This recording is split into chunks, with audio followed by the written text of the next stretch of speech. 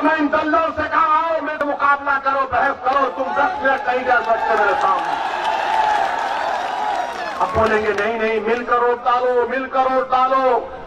देखो याद रखो, हम जब बचपने में थे तो हमने कहानी पढ़ी थी कि कहानी में था कि बच्चों को कहा जाता कि सो जाओ, शेर आएगा, पूरा डाकू आएगा, ये आएगा, वो आएगा। मेरे भाई, आपके इस बोलने से क्या हासिल हुआ बताइए? क्या आपने बीजेपी को रोक पाया? आपने वोट नहीं दिया, मुसलमान ने तो बीजेपी को वोट नहीं दिया। 2019-2014 में पूरे मुल्क में, पूरे भारत में खाली 6% मुसलमानों ने बीजेपी को वोट दिया।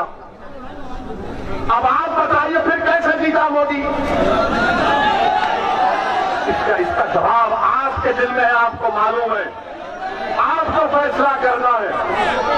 मेरे अजीज दोस्तों और बुजुर्गों, क्या आपको मालूम कि उत्तर प्रदेश में लोकसभा के चुनाव में सपा और बीएसपी मिले तो 75% मुस्लिम वोट इनको मिला।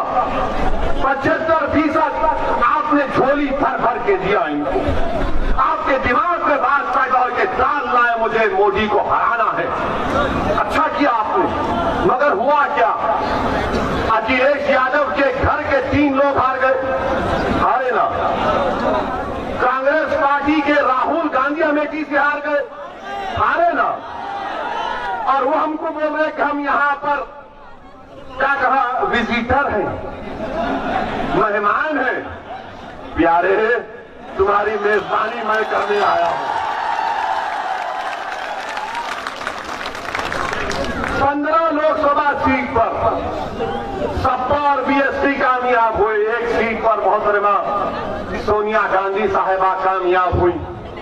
अब आप सोचिए, 75% आपने वोट दिया तो पूरे उत्तर प्रदेश में ये बीएसपी, सपा, कांग्रेस के 16 लोग जीते, बाकी पर बीजेपी जीत गई। मैं जिम्मेदार हूं इसका।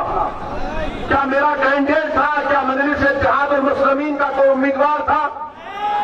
कैसे जीते? तो मालूम हुआ कि हमारे हिंदू भाइयों ने 71% हमारे हिंदू भाइयों ने 2019 के पार्लियामेंट के चुनाव में नरेंद्र मोदी को अपना वोट दिया।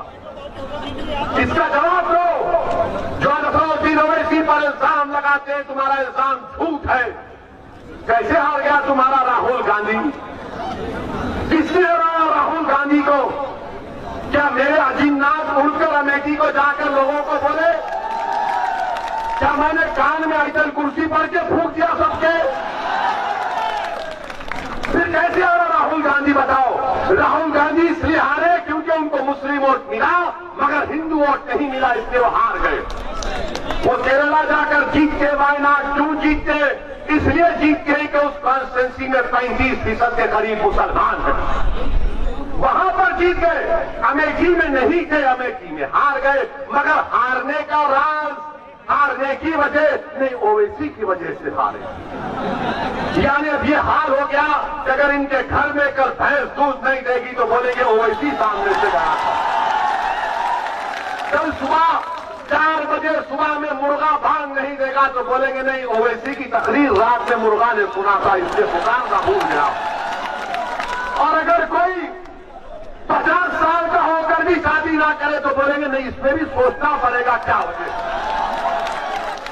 यानी हर चीज की जिम्मेदारी मुझ पर, हर चीज की जिम्मेदारी मुझ पर।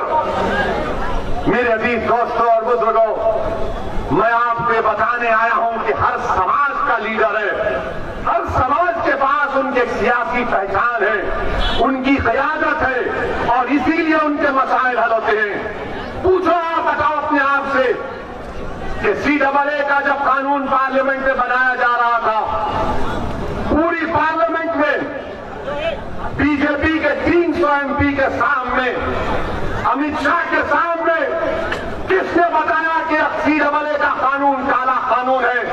और अमित शाह के सामने हमने कहा है कि अम्बेडकर के बनाए हुए संविधान के खिलाफ है, ये काला कानून है, मैं इसको नहीं मानता, उस कानून को फाड़ दिया मैंने। आप बताइए ये लोग क्या कर रहे थे?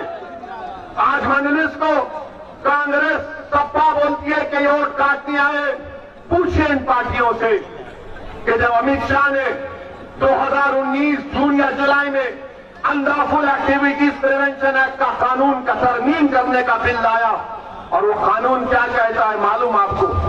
दिल्ली में एनआईए का एक इंस्पेक्टर कानपुर के किसी एक बच्चे को टेररिस्ट करार दे सकता है बगैर उस पर कोई केस आए। उस कानून की तारीफ किसने की? कांग्रेस ने की। उस कांग्रेस की तारीफ, उस कानून की तारीफ समाजवादी पार्टी ने की। उसकी मुखालिफत कौन किया?